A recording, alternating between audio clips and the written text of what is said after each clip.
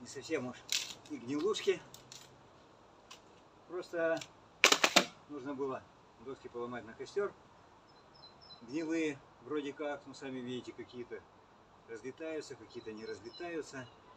Ну и вроде бы такое шоу показывают для фанатов карате, что и так можно тренироваться. Но никого не призываю это повторять, поскольку очень опасные эксперименты. Берете гнилую доску, вы не знаете, насколько она гнилая. И если вы не уверены на все 100, никогда не лупите в нее кулаком, хана вашему кулаку. Бейте тышу сначала. Если тышу не сломали, уж кулаком и подавно не сломаете. А то, что гнилые бить босыми ногами, ну, не скажу, что это очень большое удовольствие. Поэтому это просто типа реклама.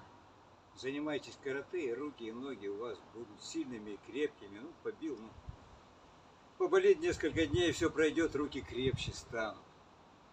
Еще раз говорю, никакая не реклама, делайте так, ломайте все. Тем более некоторые пишут, что ой, как жалко, ломаете стройматериалы. Ну, валялись гнившие доски, собрались костер сделать, вот я их на кусочки и покрошил.